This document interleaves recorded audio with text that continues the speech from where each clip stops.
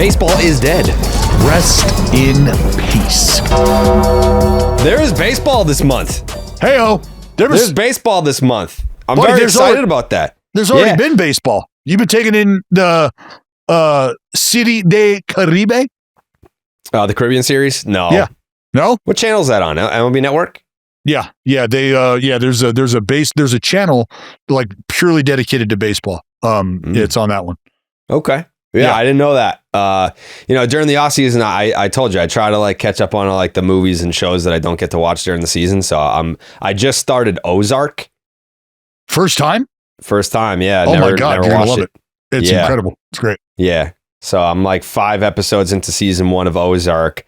But I noticed last night when I was kind of tweeting some ball that people are itching to get back into the mix. Like I feel like, November, December, the holidays take over. January is miserable. Like January is my least favorite month of all time. There's just nothing doing. There's no, like you're not coming off of baseball, but you're not close enough to where you're almost into baseball. It's just it's a deserted island if you're a baseball guy or girl.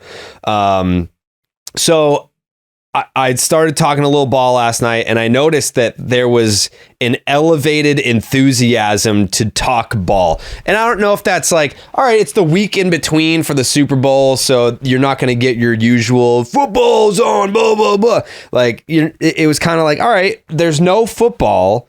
My team more than likely is eliminated at this point, and spring training's right around the corner, so people are excited. Dallas, who's this guy that you brought today? You talking about Ellen DeGeneres? She's zooming in from Ellen. Where are you living now? Is it Canada? Where'd you run off to? Pretty banner guess for you guys, I would imagine. I love it when Ellen swings by. You never know when she's going to drop in, but no, I think it was nice of Jayhay to give us like the 48-hour buffer. We were talking about this before he came on. Yeah. So he doesn't look like a complete and total bare ass cheek. Like there's some actual stubble to it. Like, you can't see the reflection of his computer screen in his chin.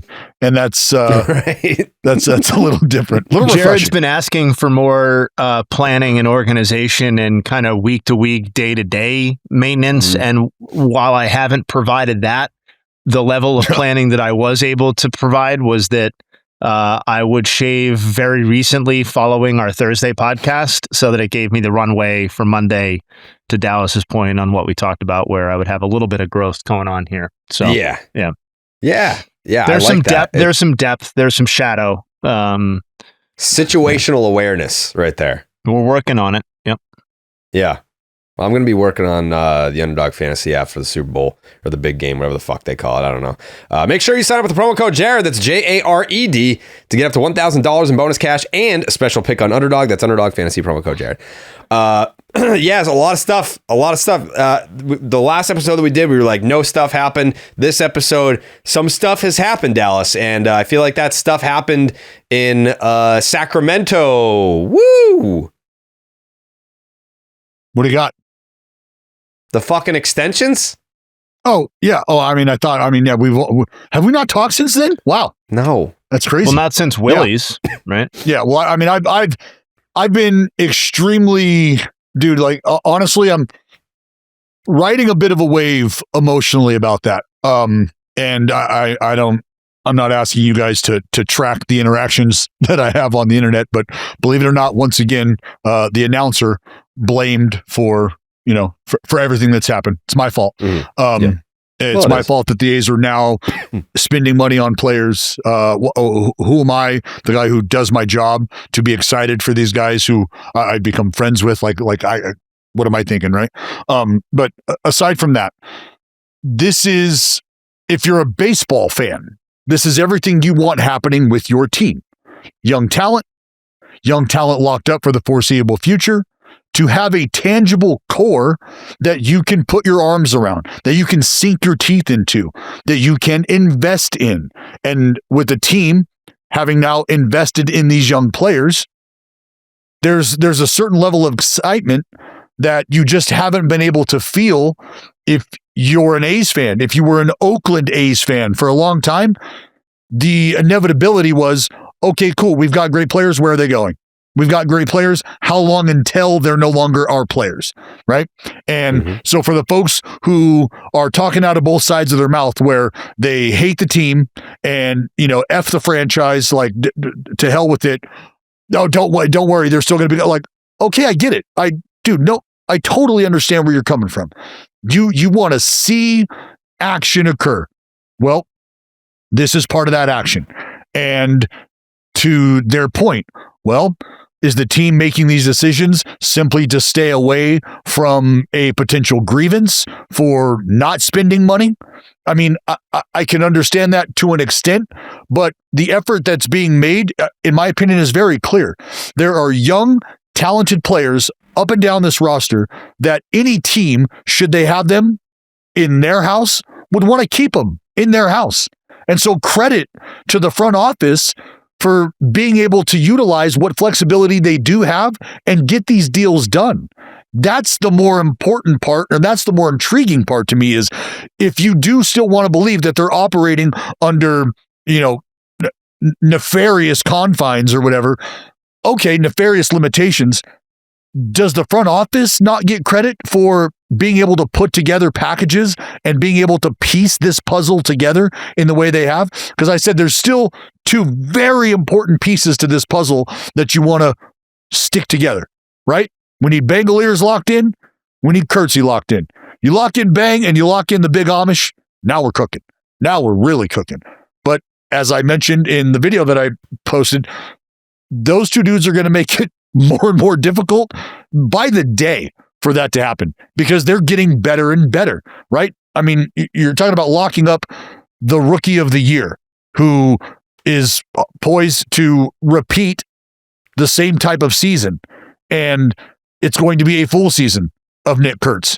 And it's going to be a healthier Nick Kurtz because a lot of people don't understand. It paints the whole, obviously it's great to win the rookie of the year, but calling him the rookie of the year, I don't think paints the full picture of who he is and like what his potential, not even potential, just like what he is right now. Rolling into 2026, like Nick Kurtz is going to be a top whatever, throw whatever number out there, player in the league. It's not just he had a strong rookie showing and we'll see if he can come up with it in his sophomore season. It's like, I think he's entering 2026 as one of the top players in the American League, bar none. Like that number is going to be pretty hefty to sign him to an extension. Yeah, like, I mean, I know you're going to factor in pitching and stuff. Is it crazy to think that he could be a top 25 performer? No. Top 25 what? Performer, like player. That's feels almost like casting too wide of a net. Yeah, it feels like the floor, honestly. But I mean, that's what I'm saying. Like, because of the top 10 lists that we've talked about, like you got your top 10 pitchers, you've got your top, like, does he fit in the top 25 overall performers?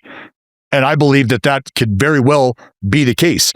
And the other thing about locking a guy like him up is the sort of leadership that he has already stepped into, the kind of role that he has assumed.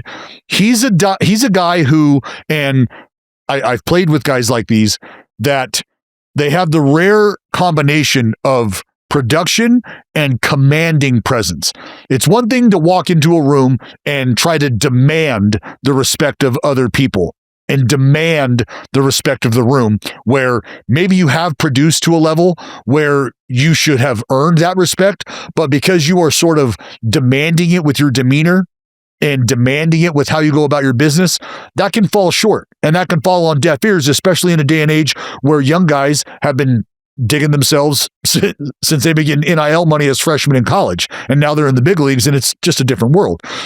He's a guy who has a commanding presence. He walks in and people have no problem following the lead, right? He's a guy who can lead conversations in the cage. He's a guy who can lead conversations during hitters meetings, but he's also the guy who understands while he's that dude, he's all ears. He knows that there's other information out there to be had, and he's surrounded by guys who've been doing this a lot longer than he has in the big leagues. But he also knows that he has closed the gap significantly when it comes to experience and talent between himself and those other guys by way of production. So to have somebody like that in the building is extremely important, and it's extremely imperative that the front office do everything they can to try to secure Nick Kurtz for the long haul. With that being said, representation is going to make sure that he continues to play his way into the conversation of being one of the highest paid players in baseball. I don't think it's Boris. Well, okay. But it'll eventually be there if not. Yeah, I mean, his production may reach a level, Kurtz, that is where an extension, I'll obviously defer to Dallas on actual inside information and stuff like that and reporting and all that, but like his production may reach a point where an extension becomes prohibitive, but that's part of why I like all of these other extensions so much. Like I can't live in the world where like we're living in the Oakland past and the animosity there. Like I also like I'm sympathetic to it. I don't understand it like Dallas does, but in terms of like team building moving forward, you've locked in 4 of the 5 supporting cast members to Nick Kurtz that exist on this team. And, you know, whether you get Langoliers signed up or not, like 4 of 5 to Nick Kurtz, I think is great work overall. And we'll see where Langoliers goes. But like, at least you have the supporting infrastructure signed to cost, like known quantity deals where you can build a payroll, you can build expectations. And I would think when the time is right, probably obviously not this second, but like you might be able to splurge on starting pitching in a way that it sets this team forward or propels this team forward in a way that we think the offense might really be. Like this offense is very exciting, whether Nick Kurtz is signed to a long-term extension or not. And the cost certainty that they've provided in the Rooker, Soderstrom, Wilson, Butler extensions, to me, sets them up to splurge on pitching at some point if they don't develop it internally in time. And that's the thing is what's nice about that is you have some options. You have some options that are really growing down on the farm, right? Braden Nett is a guy who very well may end up a bullpen guy at the end of the day. I'd like to talk about Jamie Arnold, but the guy hasn't thrown a professional pitch yet, right? Comes with a lot of hype. But look, we know that this game can chew you up and spit you out very quickly, even the best of the best. I mean, Lynn, left-hander, like he's nasty and he's got some FU in him that I truly appreciate. Perkins, I think a guy like JT Ginn can still figure things out and be extremely helpful. There's a lot to like internally about what the options are, but to your point, Jayhay, once you locked up Rooker, you started to see the picture come into play. You started to go, okay, well look, they're not going to lock him up, understanding that they have these other young talented players to also include and not go after them as well. And then the Law Dog got locked up. And then Sodi netted the biggest contract in franchise history. And then they locked up Jay Willie, 7 for 70. And now you're like, buddy, like it's pretty clear where this is going now. All you need to do is, and I say that because that's still a hell of a mountain to climb. All you need to do is make sure you've got Langoliers, make sure you've got Kurtz, because I even talked about Denzel Clark, who, sure, a lot left to be desired from an offensive perspective. But when we talk about building strength up the middle, if you have Langoliers locked in and you feel like you've got some help on the mound coming, and you can also be in a position where you can spend money to bring in that help on the mound, because we knew it was going to be an uphill battle. You think that it's going to be an easy task to reel in anybody on the free agent market and you go, hey, you want to come pitch in a minor league ballpark? No, I don't, dude. Nope, I'm all good. I'm all good. Because, again, factoring in what 2027 probably brings, you want me to go pitch in a minor league ballpark in 2026, post those numbers, and think that a season that's going to be cut short or might not even exist in 2027, where I'm a year older. Now the last impression that the market's going to have of me is what I did in a minor league ballpark, and I'm 2 years older down the road. Like, I don't want to put myself in that position. So you're going to have to pay for that. We know that as an overpay for that. And you got to find the right arms who are willing to do that, who are at the point in their career where they might be willing to, quote unquote, take on that challenge. I mean, there's different ways that you can phrase this, but at the end of the day, that's a difficult conversation to have with free agents trying to reel him in to a minor league ballpark situation where you're pitching half your starts in a bandbox. Not easy. But as far as the future for the Athletics is concerned, you know, and that's one thing, like you said, Jayhay, I have, and I can say it here. I can look into the camera and explain to the people who, for some reason, like, just remember, when you ask how I feel about this, when you ask, am I aware of this, buddy, I ended up staying in Nick Swisher's house when Nick Swisher got traded immediately after signing his extension and being told that he wasn't going anywhere. Well, the reason I got to stay at Nick Swisher's house, because he wasn't fucking there. Because he's gone. So I know exactly what that shit feels like. I know exactly what it feels like from a player perspective. I know what it feels like from a fan perspective. I watched it unfold from the broadcast booth when Matt Chapman and Matt Olson and Marcus Semien left town. I know exactly what this feels like. I had those conversations in the parking lot during the boycott ball game. Oh, what are you doing out there? Oh, I don't know. Showing support, love, and understanding for the fans who've made my life possible. That's all. That's it. Just that. So I fully grasp where this emotion comes from. Fully. But I also have the ability to compartmentalize those emotions and the ability to be happy for the people who still care about baseball and still care about this team, because I care about these players that I have the opportunity, and frankly, it's an honor to be able to watch them play baseball. It's a privilege, and it's a privilege to be in their orbit, and it's a privilege to be able to share the game that I'm watching unfold with the people who dedicate their time to it, who are the fans who still tune in, the fans who still come to the ballpark. Because like I've told you guys separately and all together on this podcast, I've taken a lot of pictures with people who were never going to come to that ballpark in Sacramento. I took a lot of pictures with those people in Oakland, and I took a lot of pictures with those people in Sacramento who were never going to come there.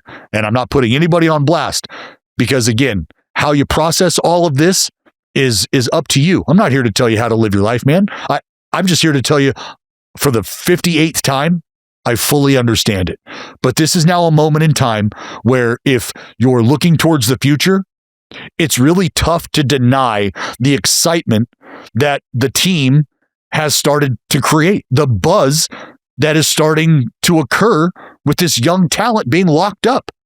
Because there's not a team on the planet that wouldn't want to have their young core solidified if they just so happen to find themselves moving in to a new ballpark, moving out of the place that they had spent decades.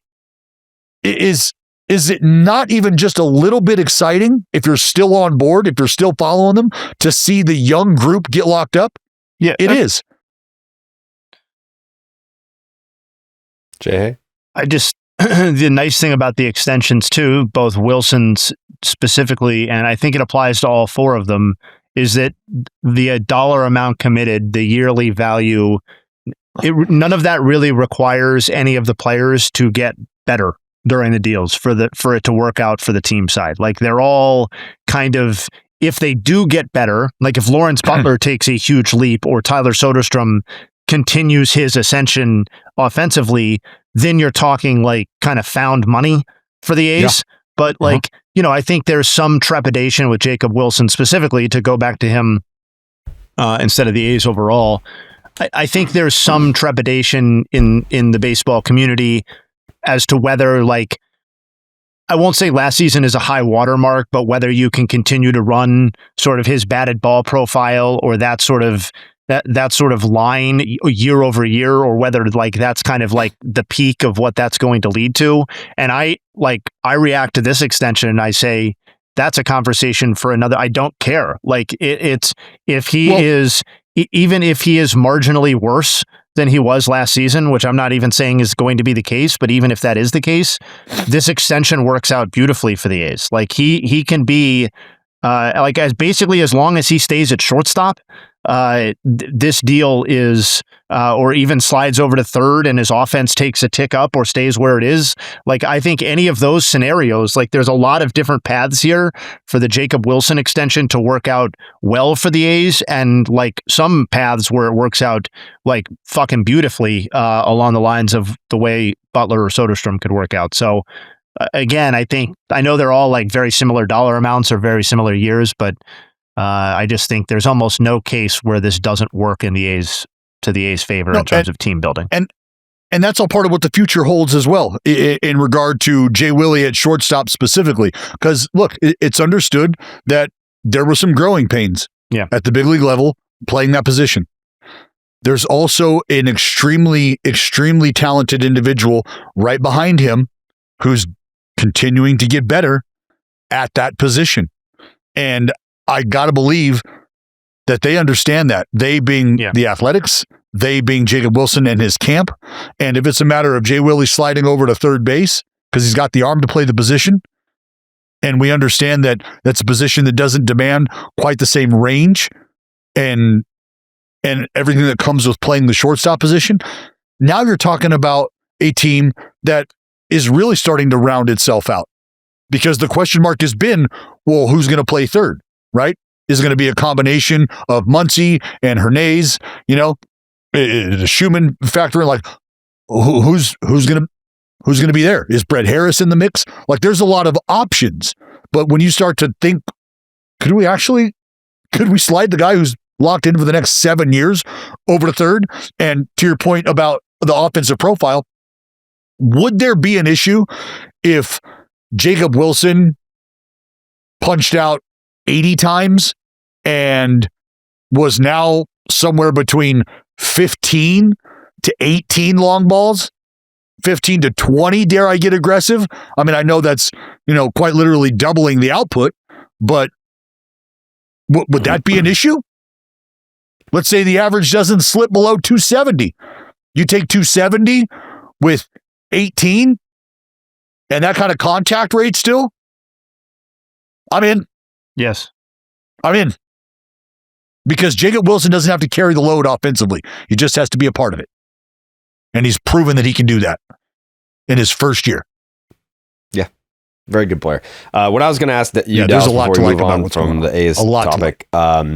How much do you think the like all the other guys getting locked up, how much do you think that impacts like a Nick Kurtz decision to play it out, or like, I want to be a part of this? Like, if everyone else is locked in, like, does that put pressure on him to want to figure this out in time?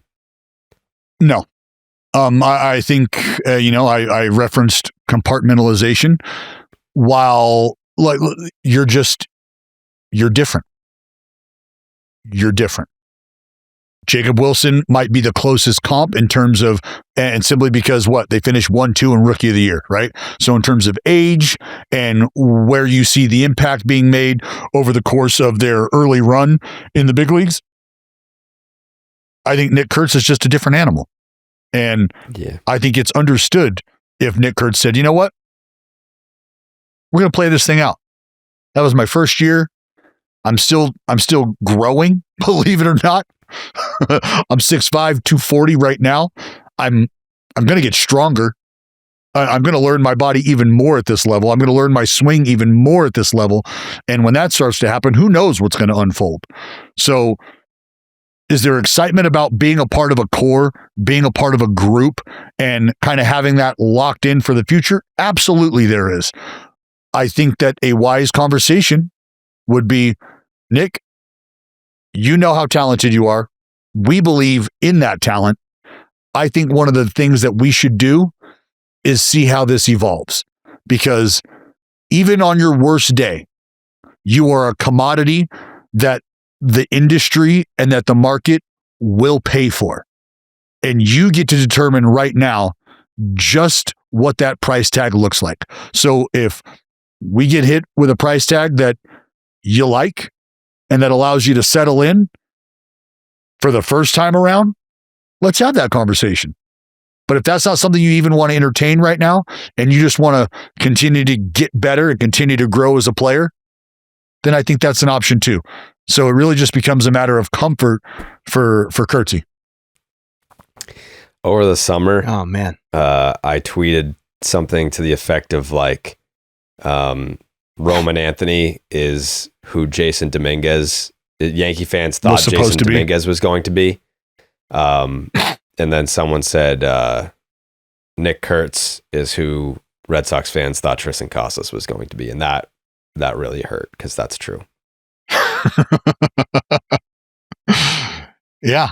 Well, hey, I mean, but honestly, shout out to Tristan Casas because there's I mean, if folks have been listening to the interviews that he's done, he has fully acknowledged the shortcomings, fully acknowledged the gap between what was expected and what has been produced up until this point. And I think those are mature. That's a mature perspective for a player who frankly has been absolutely crushed at times for his inability to be on the field and his inability to produce. And I think you can go one or two ways as a young player. You can let that hammer you. You can let that be a wet blanket on you, or, you can fight that off and you can just kind of try to lock in and stick to your craft and get better. And I think to his credit, for the most part, he's done the latter, which is what you would want to see from a player, right? But Jared, just know that Tristan Casas wears Nick Kurtz pajamas to bed. Yeah, he said that. I told you, he said that. Someone said, like, if you could, like, take one skill from another player, who would it be? And he was just like, I just want to be Nick Kurtz. Like, he said that. And we're all just like, yep. It's nuts, man. I told the story. I was at a card show. Yesterday. I went to a card show this whole weekend, and somebody was asking me, they're like, bro, like, Kurtzy, like, how ridiculous is that to watch? And I told him, I was like, I make sure that I'm either down on the field behind the cage for every round of BP that he takes, or I'm in the booth locked in and watching, because it is pure excitement. And I told him the story about Jim Thome, when Jim Thome told me, he was like, Dallas, I waited in the rain for 30, 45 minutes for this kid to come out. I had an assistant who was standing with an umbrella over my head because I was told he was coming out to hit, and I wasn't leaving until I watched him hit. And then he proceeded to refer to him as a slugger for the next 30 minutes in the conversation. And I always take away stuff like that, because you're talking about one of the greatest power hitters our game has ever known, specifically from the left side, a guy who specifically played the same position. And he's lamenting on his offensive prowess. He's talking about what he's already seen from him defensively and how he thinks that's going to get better. Like, they're just, anytime a Hall of Famer starts to gush over a 23-year-old kid, like, I'm paying attention. Yep. We all are. I was paying attention yesterday when I saw the Jeff Passan tweet come through, and it said, breaking news. I thought I saw Red Sox, but I think it said the Reds, a 1-year, $15 million contract to bring Eugenio Suárez back to Cincinnati. I was like, did you push the right buttons there, Jeff? I feel like that was supposed to say Red Sox. And then we got the Chris Cotillo report. Red Sox didn't even make an offer to Eugenio Suárez, which is weird, right? Because I think Craig Breslow started the offseason saying, man, we really need some thump in the middle of that order. And then they proceeded to lowball Pete Alonso, not offer a contract to Kyle Schwarber now, or Eugenio Suárez. So, but they were interested, right? They were interested, Jared? No, I think they were. I think Dallas doesn't want that. He does not. Unfortunately, he doesn't want that smoke this time. I don't think. No, yeah, I don't think so. I don't think he does. They were the most interested. I mean, that it didn't happen, but they did. They did save $16 million on the Devin Williams trade. Jordan Hicks. Jordan Hicks. Sorry, not Devin Williams. Different shitty reliever. Yeah, they did save money on that deal. They did, right? yes. So that's big. That's a big win to save money. I know you need a power hitting third baseman. I know you need a middle of the order bat, but Jared, we saved money. Yeah. Well, you got $1 million more than Eugenio got. Yeah. Yeah. Yeah, right? Yeah. Yeah. Yep. Mhm. Yeah. I think he was owed 24. We sent over 8. So that's a win, right? It's a big win. Okay. Mm-hmm. All right. Yep. Big time. Oh, man. Yeah, it's not great. I don't know. So the fact that they didn't even offer him a contract says to me, all right, so then you have a plan? Do you have a plan? Yes? Like, you must. If you didn't even offer him anything, you have to have a plan. The plan is obviously a trade. There's no one else that you can pay money to on the free agent market that would help you in the way that he would have. But I don't know. Cincinnati, they're like, he's going to get most of his at-bats as a DH anyway, so they probably looked at the defensive numbers last year and like, you know what? Let's not have you go out there. Well, buddy, they got Brian Hayes. Yeah, sure. He said DH. Yeah.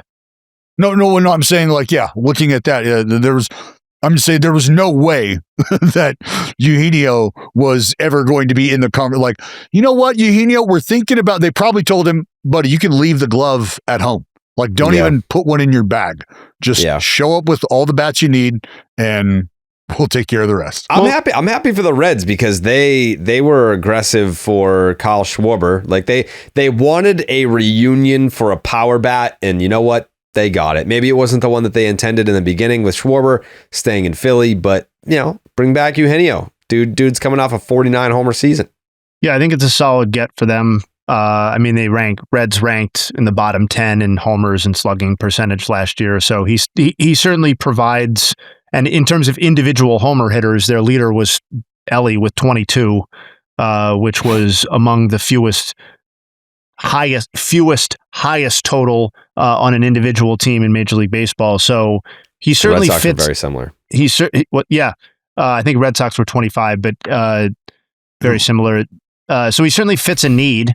What? Oh no! I was just reacting to that factoid, like he saw a car crash. Yeah, 20, like a bad NFL hit. Oh yeah. No, I mean the Red Sox could have used him too. I'm not disputing that, but it's a nice gift for the Reds, and apparently his family fucking loves Cincinnati. And I do think like that's it. I know we make like the Mike Hampton joke, like love the school system. That's why he signed the deal with the Rockies. But like when it is literally a pick'em situation, which apparently it was to some degree between the Reds and the Pirates. In fact, even the Pirates might have, per reports, might have offered a little bit more on or been willing to do a multi-year deal.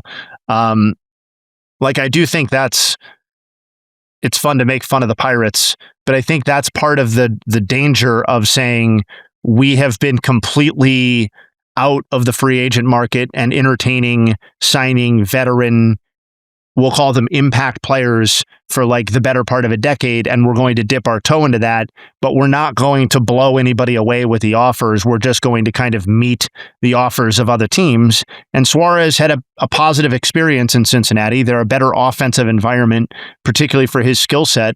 It's like you're not going to get the guy again by meeting the best other offer or meeting the second best other offer. So like, I know the Pirates were reported as the runners up or whatever, but to me, you have to overcome that hurdle. Like you have to win the player in that case. And they're not doing that in a lot of these transactions.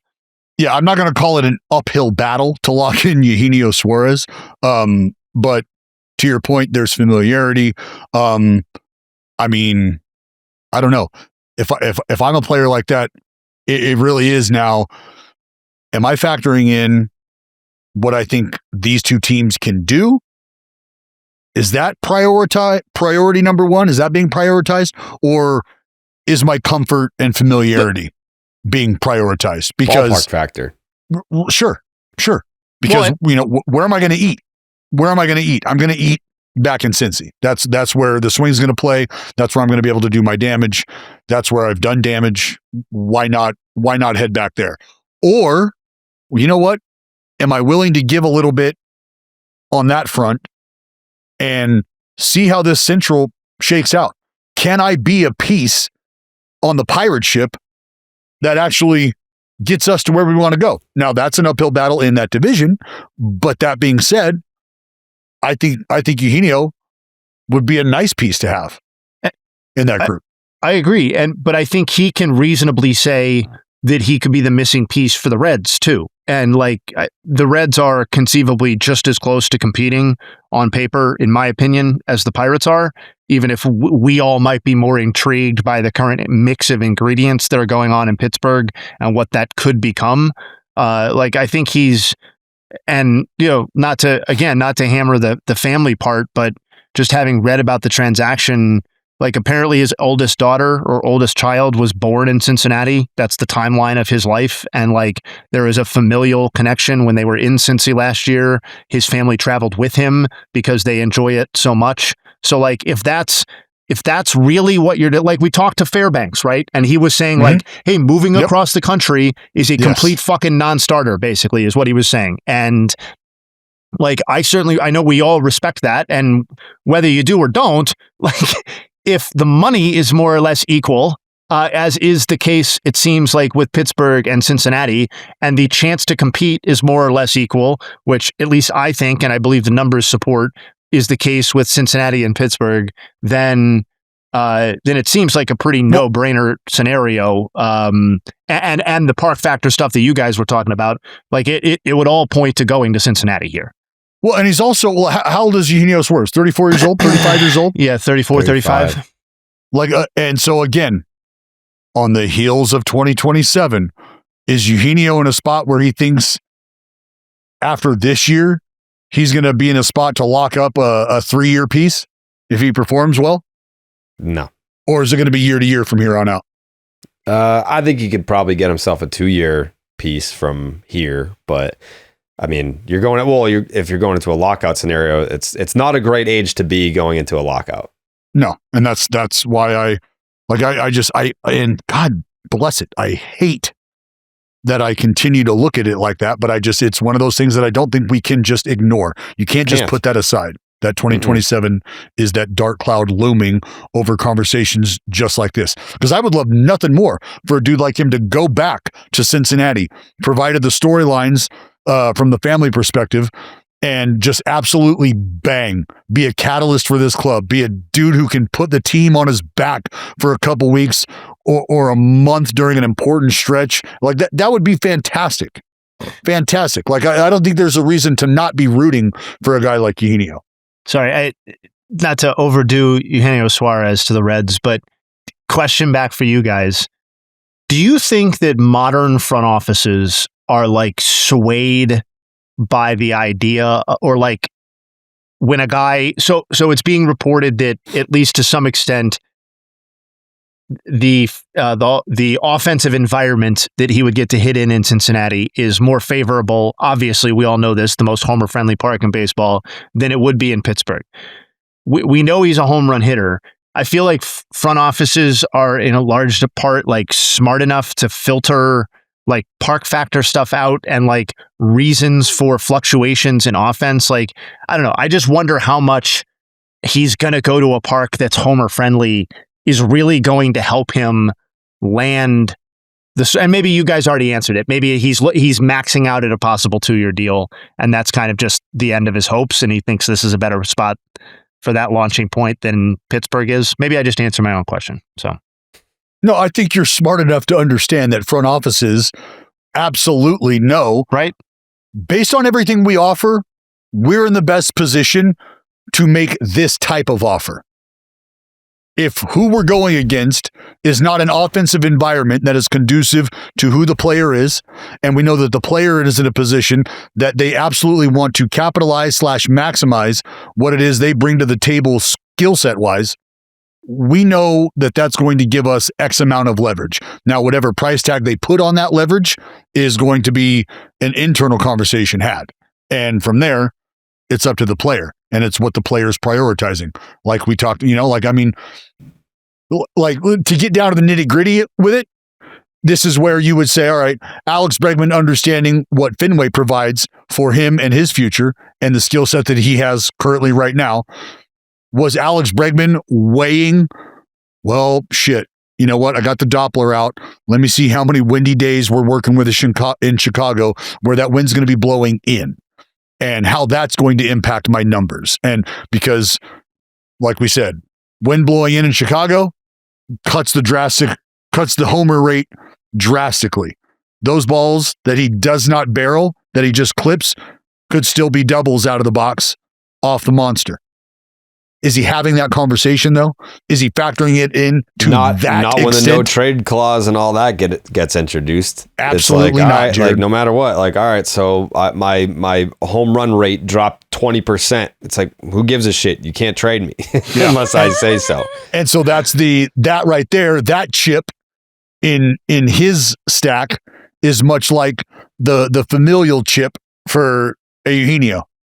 Sure. I mean, yeah, I ultimately, if it came down to Pittsburgh and Cincinnati, he made the right choice because, like, to your point, it's like, all right, if I go and ball out for 1 year in Cincinnati, can I turn that into a 2-year deal? It's like, maybe not elsewhere, but maybe the Reds will continue to pay you to stay there. Like now, it's like you can just DH. I think also what people don't understand maybe is that the transition to full-time DH is a difficult one. So I don't know, like maybe. Well, I'm going to push back and I'm going to say it's difficult depending on the age and an understanding of the player and where they're at in their career. And I think he's at a point where he might be ready to accept that my defensive prowess is going to take a back seat or lack of is going to different. That's like the mental side. I'm talking about just like I would love to get of like not Poppy or whatever, but like just a full-time DH to talk about their process, because I think it's a lot more like people think that a DH will just sit on their ass until it's time to go hit. Like they're in the fucking tunnel, like they're taking flips and they're doing all kinds of stuff. They're on the bike to stay warm because you're not out there in the field moving around. You can't just sit on your ass and wait for your name to get called and go hit. So there is a process to it, and I'm sure he has resources to go talk to people that have done it and kind of pick up and see what might work for him. But yeah, going to full-time DH when you haven't done it before it's definitely a transition. Yeah, I mean, if I'm Eugenio, I'm picking up the phone and I'm calling Miguel Cabrera, right? Fellow countryman, Miggy, what do you got? How'd you do it? You know, like, and I think, I mean, that's why I say that's an easier transition for a player, I think, specifically in his position, age-wise, and everything like that. I can learn how to do this. I've DH'd before. I know what my process looked like then. This is now just about making it more permanent and getting comfortable. And like as a broadcaster, Jared, you build your study habits. You see what works. You continue to add things. And then you get to a point where you're starting to take things away from how you prepare because you're getting comfortable with what you're doing and you're getting comfortable with how it's being applied and you're evolving to the game, right? Like when the pitch clock entered the fray, how you prepared had to change simply because of the ability or inability to get certain information in, to start certain stories, understanding that you no longer have the ability to feel out a foul ball back to the pitcher, walking around the mound, rubbing it down type situation. Like knowing when that was going to happen was a great opportunity to start a story or even start the, dare I say it, story with 2 outs, because a foul ball that goes back and the new ball comes, you've got time. You've got not now though, not now. So those things change. How you prepare changes. And I think for him, that will be a learning curve that is not as drastic as I know we all understand can be. Yeah. Well, happy for you, Eugenio. Congratulations to him. Congratulations to you if you've chosen Mack Weldon for your close. Yeah, because we give up comfort every day. Don't let style be another reason. Mack Weldon's Ace collection makes it effortless to put together while feeling truly comfortable. Their new Ace line, inspired by their best-selling sweatpants, combines everyday comfort with long-lasting and confident looks.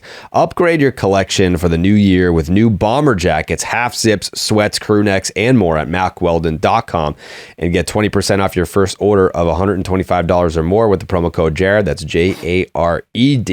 If you see me wearing a bomber jacket, you know automatically it is from Mack Weldon. Sundays being lazy, the sweatpants, those are also Mack Weldon. I'm comfortable every single weekend rocking the sweatpants. They balance classic pieces with updated details to keep you looking sharp, not flashy, just classic, always in style, and made from the world's most comfortable performance materials. Easy to style and versatile looks so that you don't have to think about it.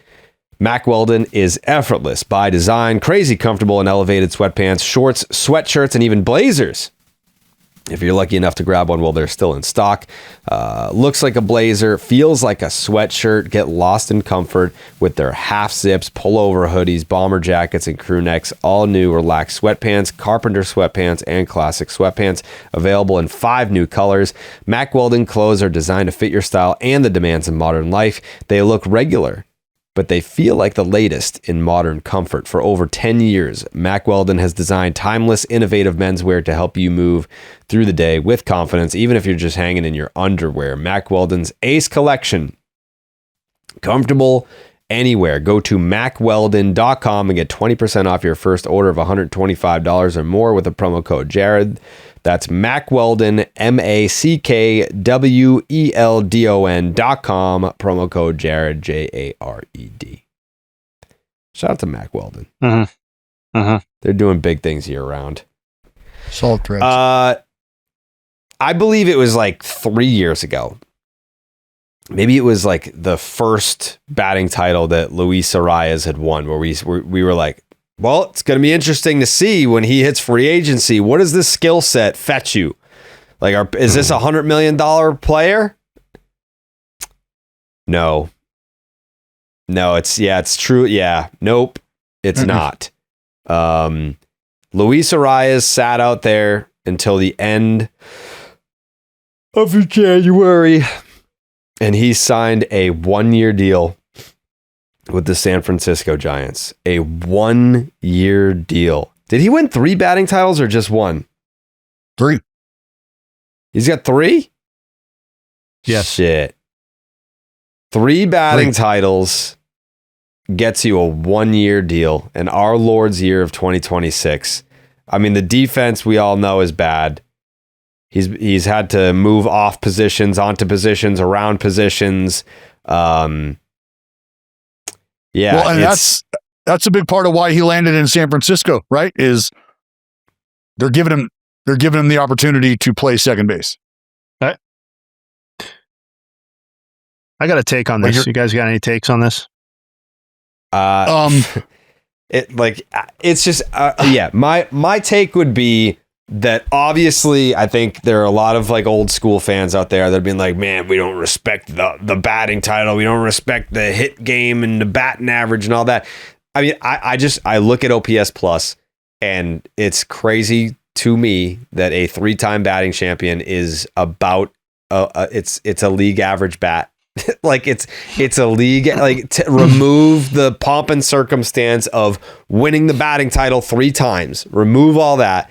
And what are we actually looking at here? We're looking at a player who is bad defensively, who is about a league average bat. Like that's what it is. And by the way, it's one thing. Yeah, go ahead, Jay. No, I just to respond specifically to Jared, because it doesn't have anything to do with my take. Like, there is a difference too between winning a batting title and hitting 354 and winning a batting title and hitting 314, right? Like that is a huge part of this thing. And I know people, and I know part of that was positional, like where he was playing a lot of the time, but like his OPS dropped 130 points from 23 to 24, even while winning another batting title. So like there have been different iterations of this guy. And it's been a long time since we've seen the guy who wasn't the league average bat because his batting average was driving him. Sorry, Dallas, go ahead. No, all I was going to say was, and like the on base factor. right? Like last year, I think was his lowest on base percentage that he's posted Yes. in his entire career. And so it's one thing if you're striking out 20, 30 times and walking more than you strike out. But that looks a hell of a lot different if there's power numbers that are coming along with that. And that's just not who this guy is. That's not the case. Like if you're striking out 80 times and you're walking 150 times, okay, well, now that's different. But there's just the offensive profile. And my take, honestly, was more like Giants centered, but it's what is he bringing to the table that the Giants are going to be able to capitalize on based on the rest of their lineup and what that looks like. So my initial reaction to the deal was very snarky and basically I thought immediately of the defense and the idea that they're really going to play him at second base and the idea that it's very difficult for his offense to get to a level again that's going to keep his head above water at second base because of how bad defensively he is. I still think that's probably the most likely scenario, but having slept on it, I actually now, I think, like the deal, or more like the deal than dislike it. And here's why. To speak to your question. A, I don't think it's a crazy idea to build in some level of roster depth and flexibility between the idea that Rafael Devers may miss time, your regular first baseman, and Bryce Eldridge may not be ready for 500 to 600 plate appearances of Major League Baseball over the course of an entire season with no interruptions. Like, I think both of those things are okay to sort of build in protections against. And I know he's not a sexy insurance policy, but I do think the league average part, to Jared's point, in a pinch is decent. Like, I know the Red Sox were kind of in a hard spot after the Casas injury last year, specifically because of a lack of organizational depth at first base or an appearance of that. And I think Arráez can at least contribute some of that. What I also think, why I'm also mostly higher on it than I was yesterday, is because it was pointed out, and I read a little bit more, Ron Washington is in San Francisco, and obviously is the, maybe somebody has passed him in the game, but is certainly the most long-respected infield coach in Major League Baseball in terms of his ability to get the most out of infielders defensively, at least reputationally. And I think now that the Giants are in a spot where I don't know what they are or how competitive they are or what they're really doing or what their hopes are for 2026. But if they can find a way to get Arráez capable defensively, not great, not good, just capable, just below average, okay? And they have the guy that's supposedly most capable in the league of getting that out of somebody. If they can do that and his offense pops back to, like, let's say, split the difference between 25 and 24 or something like that, then I think you're really cooking with something that there was some upside that they didn't have access to anywhere else in this market, and certainly not for this level of dollar. Like, I think you can criticize or at least take a longer look at the Giants offseason overall and how they've chosen to spend their money. But I think at this stage in the game, given who they've whiffed on and failed to land, I actually think, having slept on it, I kind of like this idea with the understanding that it could completely go sideways and he's a replacement level player. Yeah, so I just think that it's crazy to me that you can lead the league in hits and be a 99 OPS plus. And then you look at the outs above average, being in the 4th percentile is like, I don't know what magic you're going to need to work, but at the same time, it's a 1-year deal. It's not a lot of money. It, like, you know what you're going to get from it. And it's like, I don't know that, because he's still in his 20s. I think people forget that he's still in his 20s. It's not like he's some like aging player. It's just, I think what you're going to get from this guy is he doesn't swing and miss. He'll take his walks, ton of hits. He does get on base. He can't play defense, and that's just who he is. I'm not saying he was previously unmotivated, because I don't know him as a person, but I also think this is a signal that he probably realizes, given that to Dallas's point, I think Dallas said that him playing second base was probably a prerequisite to him agreeing to play in San Francisco. Like, he had other options, it sounds like, but maybe those weren't at second base, and San Francisco was going to give him that opportunity. And I think reading the tea leaves on that, it's a reflection that Arráez understands that his only path to a lucrative multi-year deal moving forward at his age is going to be to prove that he can play at second base again, like he was doing 2-3 years ago. And I don't know if he is physically capable of doing it. I'm not the infield expert, but he has chosen a place that seemingly is conducive to bringing that out of him if it is there.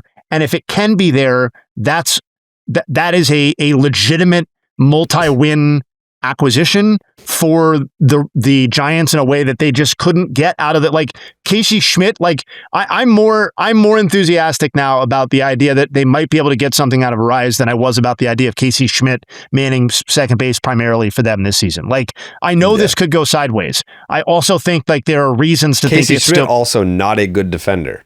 Right. And just probably respectfully, again, caveat, they're all better than me. Not probably a very good baseball player in the grand scheme of things. Arráez has proven that he can be a 3-4 win player as recently as 2023. And most of that was predicated, well, part of it was predicated on the 354, but the season before he hit 316 was also a 4-win player. And most of that was because he was playing capably at second base. And if we can get back to something close to that, I really think there's something here in a way that, like, what are the Giants? They're fighting for the wild card. They're fighting for a wild card spot, probably. And and that was my whole perspective. That was my whole take is what, like, if it's a depth addition at the end of the day because he's not going to be able to produce defensively, then like how excited about the move can you be? Because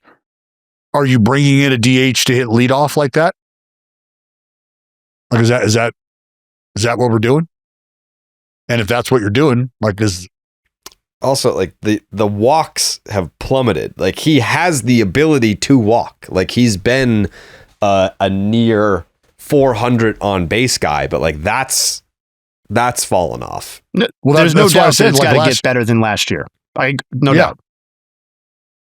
Lowest on base percentage of his career last year. His savant page is fascinating. Like, it's just, you're either almost in the 1 percentile or you're 100%. Like, he's either ice cold or Dante's Inferno for everything. It's crazy. Can we have just a brief conversation about the Giants offseason overall? Sure. Because I do think, like, they're basically spending $40 million in 2026 payroll on the acquisitions of Arráez, Harrison Bader, Tyler Mahle, and Adrian Hauser. Mm-hmm. Like, and I know they had trouble with people taking their money to some degree. We've kind of outlined that. And I know based on what I've read, at least, maybe you guys have seen elsewhere, but like, post Devers and post Chapman and post Webb extension and post these other stuff, there might be a reluctance from ownership to take on another massive long-term deal. But it does seem like that is a difficult way for me to allot $40 million of 2026 payroll. And it seems low impact, I guess, is the point. Like, yeah, and it seems like what you're also asking is, I mean, there are a lot of eggs in the Arráez basket because you're going to need to be able to turn balls in play into outs. Yeah. And that's the other confusing thing. Like, I know I'm talking out of two sides of my mouth with Arráez, but like, you've got this messaging, both from, I think, actual messaging and the transactions themselves, about how it's been defense first in a lot of what San Francisco's pursued in the current era of player pursuit, with Chapman and Adames to some degree, and some of the outfield decisions that they've made, certainly Bader specifically, and then to back that up with that, and coupled with Devers at first base. I don't know. You could say there's a plan here if you want to be generous, and then if you want to be ungenerous, you could say this feels a little bit haphazard in the way that some of this is happening. You feel great about the guy behind the plate. You feel great about him. You feel good like if you had to play the game with 8 players, you could stick Chapman at short and Willie at second and figure out the rest of the infield, keep Devers at first because you need somebody there. But that's what I mean by who are you? What are we if we're the Giants? What are we? Probably a low to mid 80s win team would be my guess. Probably regardless of whether they'd made the Arráez decision. I'll give them the benefit of the doubt. I'll give them 86 wins. They'll be in the mix then. Yeah. Anyways, before the next time we meet, the Skubal arbitration case will have been heard. So we'll now, and honestly, like this is something that I don't think that we've at least factored in the discussion around the Skubal case is the difference between being like 19 million or 31 million, whatever the fuck the difference. It's a big gap. Don't you think that is stalling what the Tigers could do? Like if the Tigers wanted to go out and sign like a Giolito or bring back Verlander or like something like that. Like if they wanted to add another starting pitcher, that's the difference of like, hey, I don't know if I'm going to be on the hook for another 12 million or not this year. Like that's why like the arbitration stuff, like why is that so far into the off season? Especially, I mean, this is a rare case where there's such a gap, but I mean, the Tigers literally have to wait to see if they're on their hook for another $10+ million or not. Yeah, I think those conversations have been had though. Like you've probably circled this date. You know that, all right, from here we have to get this figured out. Our hands are sort of tied if we're not willing to. And I mean, I don't know that calling it self-imposed is fair to the Tigers. But you know what you have. You know what the possibilities are. You know what the outcomes could be. From there, if you haven't figured out your contingency plan and how you were going to operate, like there's no way you didn't see this coming, though. I think is what I'm getting at. But it may literally be holding up the transaction, though, right? Like sure, but would you not have been? Well, I guess what I'm getting at is, would you not have been? Are the cognizant Tigers, of the possibility that this could be the case? For sure. And I think the answer to both is yes. Yes. And are the Tiger like? Because what do you got Giolito fetching? 10? No, I mean, really? I mean, 15? So if you're the Tigers and that's a possibility, would you not be in the conversation for him right now? Like you can go 15, Jared, but where you also have to remember, as much as I love me some Giolitskins, there's a history here.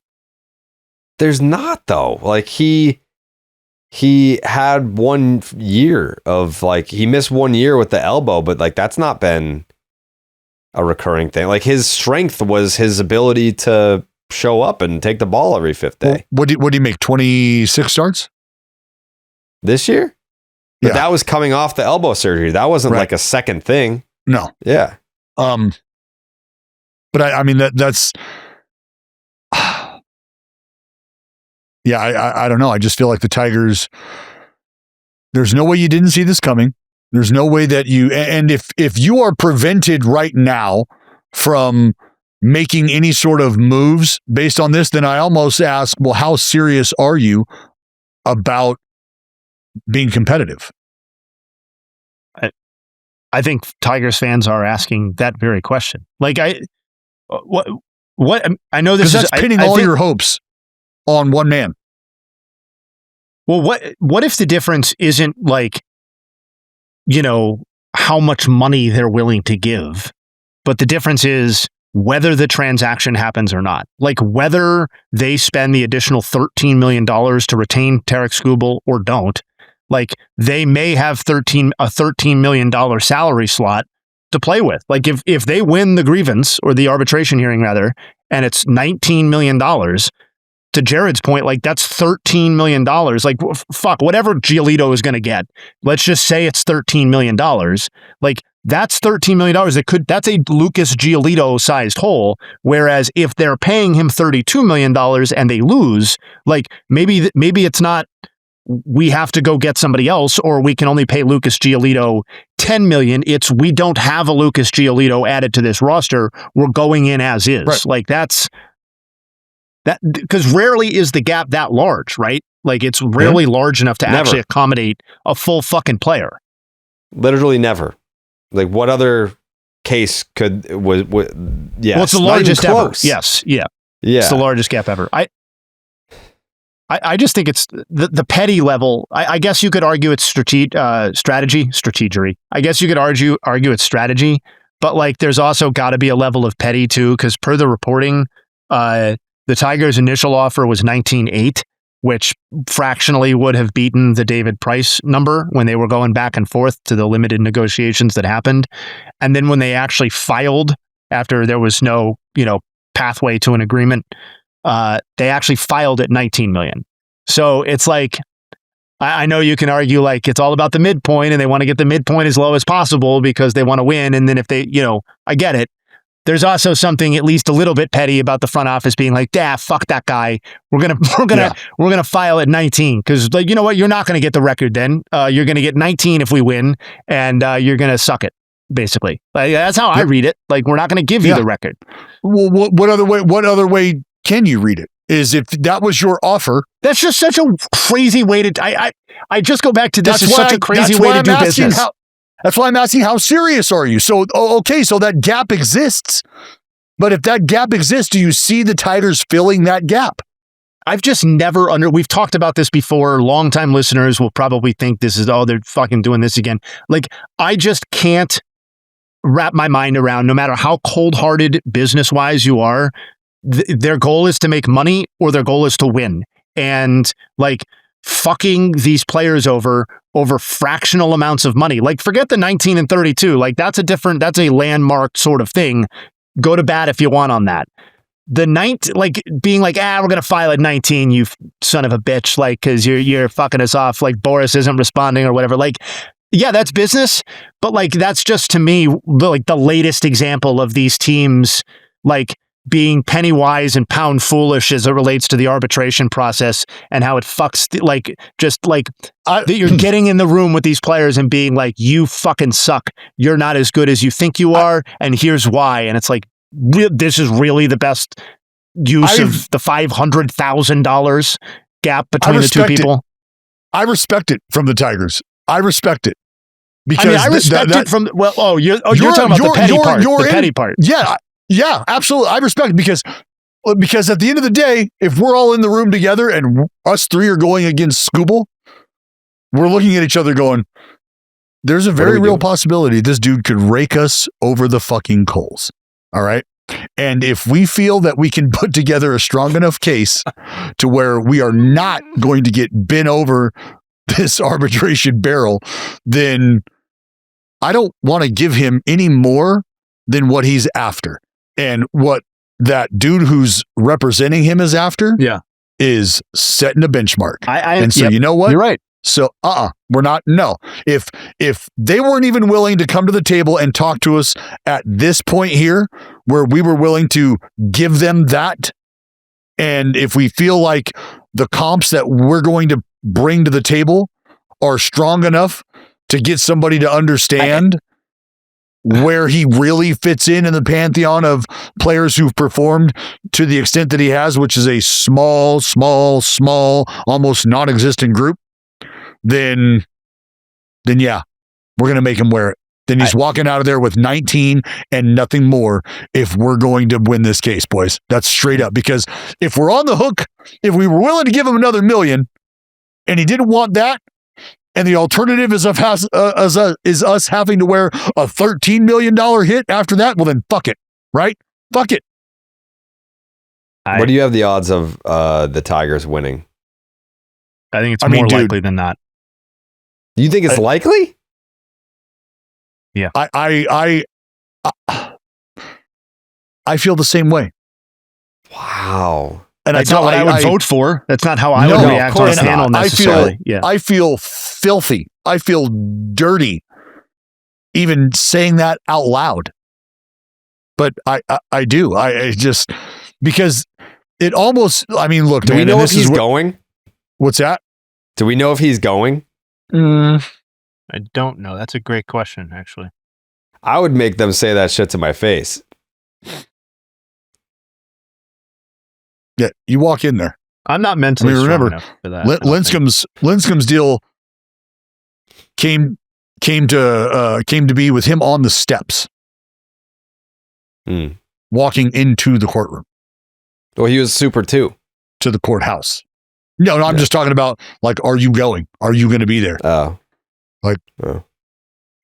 We'll see. Yeah, there's like a bunch of like little stories that are kind of like interesting. I mean, obviously the Jordan Hicks trade, that's not like anything interesting to anyone that isn't a Red Sox fan. Ohtani's not pitching in the World Baseball Classic. Yeah. Makes sense. The WBC conversation as a whole, the insurance spider web as a whole, I think is something that fans, what's that? It's getting messy. I mean, I don't know that it is, though. In terms of like Puerto Rico, I don't want to say threatening to pull out, but entertaining the notion of pulling out, that would suck. That would absolutely suck. It would suck for a lot of different reasons. I think it would suck ultimately for the players who are available, who are willing to go and play, who want to go and play, to not have that opportunity. That would be brutal, because I don't know that with the new changes that have occurred, there's much that you could be fighting for or hoping to change in the future. And that's if we all kind of understand what process has unfolded here recently with some of the new changes that have come about to who's available, who's not, why not, right? Like you can take Miguel Rojas, for instance, who 37 years old, and it was just implemented that we're not insuring 37-year-old players. 37 and older, it's not happening. So what would you then do? Are you taking a stance? Are you boycotting that new rule? That's why I think it would just be tough to watch a team remove themselves, a country remove themselves, if there's really no fight to be had or fight to be won at the end of this. I mean, I wrote some of this stuff down. Like there's not only the age thing, players with chronic injury issues that exist. You're going to have a very difficult time being insured, period. And if you're a player who has had surgery, I mean, here's the criteria for chronic injuries. IL for 60 days prior to this season. If you were injured or couldn't play in 2 of the last 3 games of the season. If you've had surgery after that season, more than 1 surgery in your career. If you were placed on the IL the last day of August in last season. And there's different levels. There's, intermediate risk. There's low risk. But the age thing, if you turn 37, say you don't turn 37 until July. All right, so then we got you covered from March, April, May, June. Those can be insured. But there's just, I think there needs to be an understanding with the amount of money that players are making these days. Insurance companies are probably not quick to want to sign up to cover those risks. And I think that's just something that we all understand, whether we appreciate it or not, whether you like it or not, that's just business. Yeah. That is what it is. Like, and for Kershaw, a guy who, a few years ago, was hurt, right? Was it 3 years ago? Yeah, 3 years ago, he had back issues or whatever. Wasn't in. Playing now, though. And why? Because he does not have a contract that needs to be insured. Nothing to worry about. Yeah, I don't have to get my body ready for a season. I don't have to stay healthy for nothing. I don't have an obligation to anyone else other than this. Insurance company's not on the hook for anything. Okay. And so like in the case of Altuve, who was specifically injured and missed over 2 months with an injury that occurred in the WBC, a guy like Carlos Correa, who I watched sit out, I don't know if it was 2 games in Sacramento because he was complaining about the density of the batter's box and how that was affecting his lower back. He's also a guy who's had ankle surgery. Like he's had issues, and Carlos Correa makes pretty good money. Do the insurance companies want to readily put themselves in the crosshairs of having to potentially cover that kind of deal? Now, the money's guaranteed by the team, but that's where the insurance policy comes into place, is to help the team out. I understand like what you've laid out as far as the logistics go and why this is and the business end of it. Like that doesn't mean that this can't make me mad or that it can't impact my potential enjoyment of the tournament. Cause like this is in kind of like a broad strokes, this is horseshit. Like this is, if I'm Puerto Rico, I understand why they're frustrated, because this could functionally, this would and will wipe out the team as a competitive entity in the WBC. Like you've been establishing a certain goal. You've been looking towards a certain goal with the idea that you're going to have a star-studded roster to play with.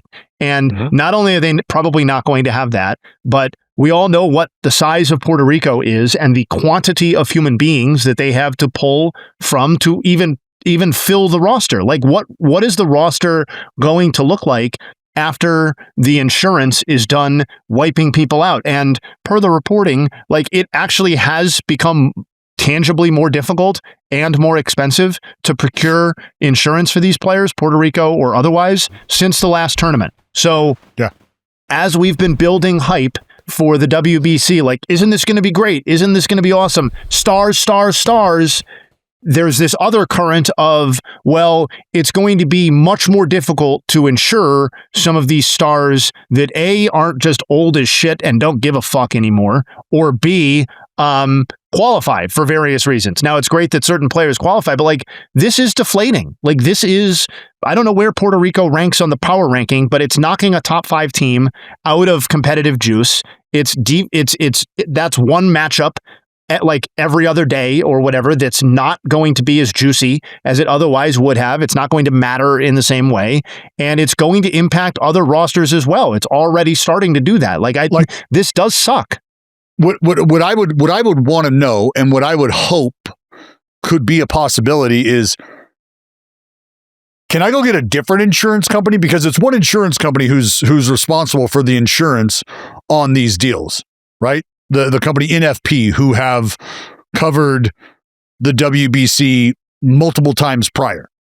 So what if these guys went and sought out coverage from a different place?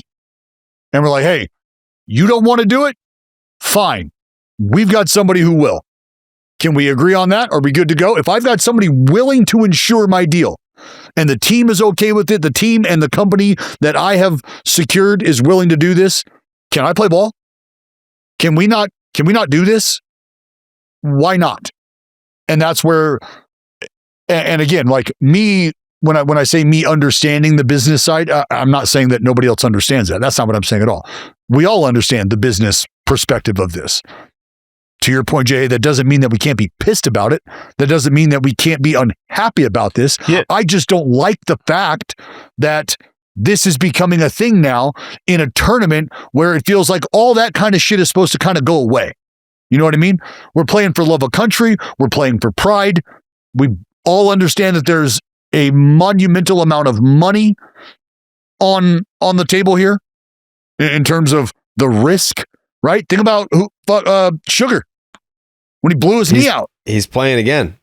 Yeah, but so, and wouldn't you call that, like for me, wouldn't you call that high risk? Yeah. Like that drastically impacted the Mets season. No, but I'm talking about high risk in terms of you've had surgery before, right? Oh, yeah. And that's the deal is if you've had multiple surgeries, then you are high risk. So, and this happens from the big leaguers to the minor leaguers is memos get sent out. They want the files. I need to see the medicals because these are the guys that have been rumored to want to join. These are the guys that the team has reached out to us about trying to secure. So we're doing our due diligence right now, and we're going and getting the medicals on all these guys to see what we're doing. Like in the case of Miguel Rojas, I'm a little bitter about that, if not a lot bitter about that, because it's not like he's making $40 million this year. He's making $5 million, $5.5. Okay. And probably his last year. I don't know how many more times Miggy's going to be able to land that 1 year with the Dodgers. You know, let's see. It's another big homer. He said he was going to retire last year, and then Shohei was like, "Don't." And he was like, "Okay." That was it. Yeah. Well, I mean, if Shohei wanted me to do something else, I might think about doing that too. Yeah. But like, can there not be a conversation there? Can there not be a conversation there? I mean, he spent time on the injured list. Okay, that's fine. But he got banged with with the age clause, if you will, because he turns 37 this month. So they're like, sorry, you're 37. WBC is going to start soon. Can't do that. We don't insure 37-year-old players. So now there's an age limit on the WBC rosters as well. If you're a current player in the big leagues and you're age 37 or older, hang with him. And Miggy in his last year, like, fuck, man, I want to play for my country. I'm going to have to wait another 3 years to do this. I'm going to be 40 years old, 41 years old. I don't know that they're going to have room for me at that point in time. I just want to be available. I love baseball. I love wearing my country's flag on my jersey, on my hat. I want to be a part of this. $5.5 million. Like I want to believe that the Dodgers would just go and go, hey, we got it. They hey, can insurance company. They can do NFP. that. Yeah, no, I know. Yeah, but I want to believe that that's what's going to happen. I believe, like, and is that not something that Dave Roberts can do? Like, and if I'm Miggy, I'm going, hey, just want to remind you that Kyle Tucker and Shohei are making $3 million this year. Just want to throw that out there. I'm trying to play for my country. Possibly the last time I'm going to be able to do so. We don't have any wiggle room here. Help me out. Yep. Yeah, because what did I read? Didn't the Tigers do that for Miggy? I don't know. I'm pretty sure they did. Yes, Miguel Cabrera. Yes, 30, and he was making $32 million. Yeah. Mm-hmm. Yeah, and I know that Miggy has, like what he was given a form from HIPAA that would give the insurance company an opportunity to get through the medicals and, you know, all right, let's really assess what we can do here, blah, blah. But I mean, doesn't that run in the face of their 37-year-old like imposed limit? Like it seems like a lot of bullshit, just to be honest. Yeah. It seems like a lot of bullshit.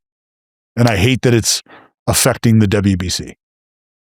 Well, there's 30 days until the World Baseball Classic to figure that out.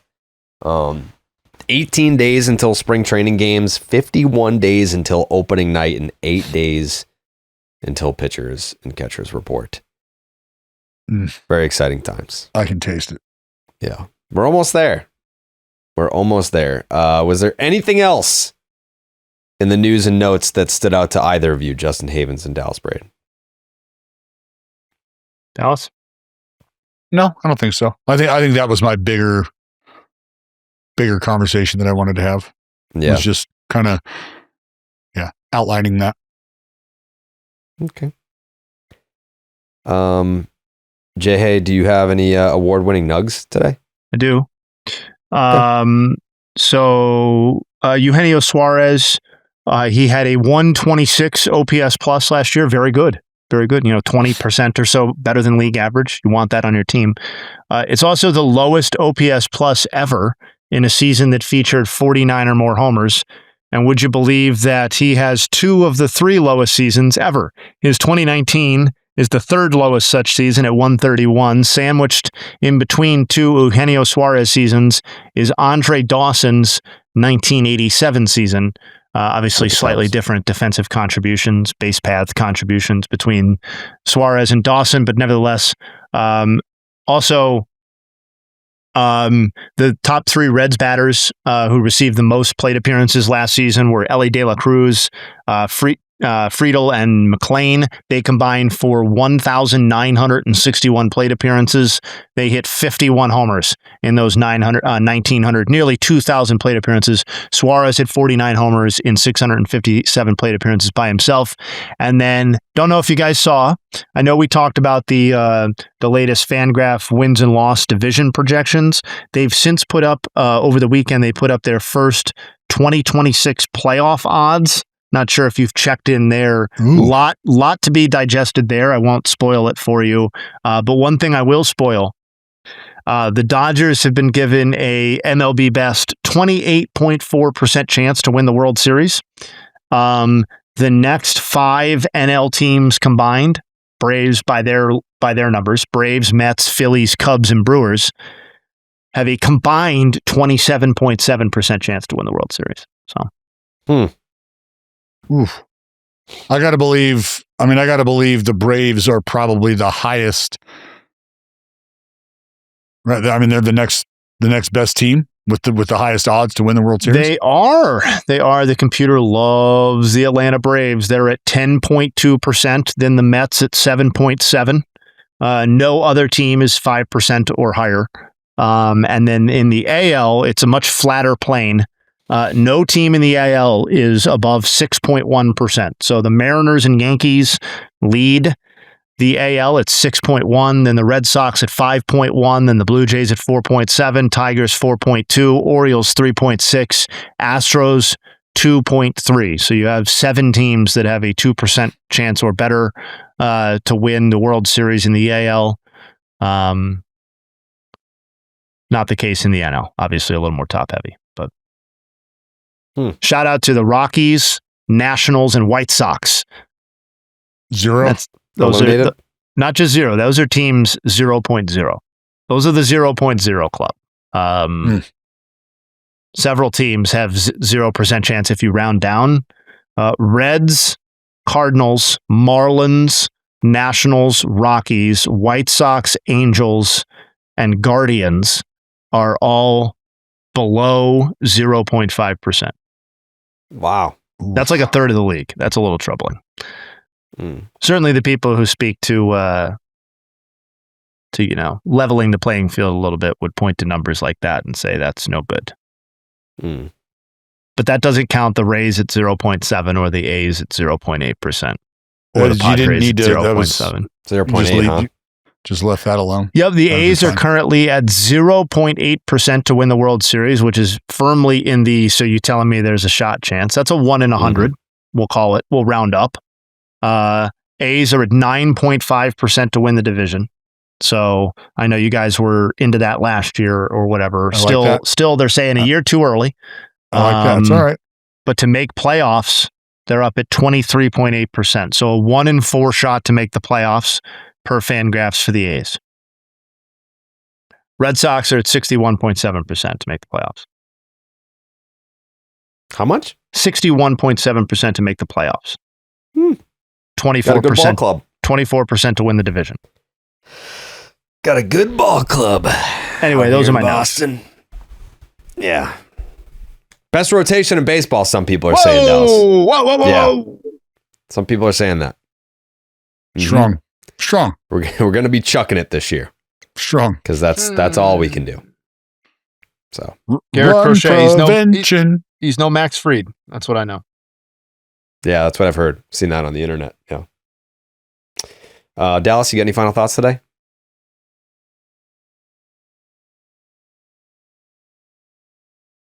Sounds like a no. Nope. Doesn't look like it. No, yeah. Jayhay, anything? Excited to get Feud back on the rails here on Thursday. I'm excited for that as well. All right. Thank you guys for watching on YouTube and listening on Spotify, iTunes, wherever you guys get your podcasts. We appreciate you all. Baseball season right around the corner. There is baseball this month. We made it. Kind of. Almost. We got through January. January sucks. So thanks for hanging with us. If you were an off-season listener, watcher, I know it's tough times. There's not always a ton to do, but we tried our best to entertain you regardless. That is what we do here. But I know we can do that during baseball season. That's easy. In the winter, January, can get a little tough at times. But once baseball season returns, that's what we do best. And we're very appreciative of all the support for everyone. And yeah, we'll see you guys on Thursday for another episode of Baseball is Dead. We out.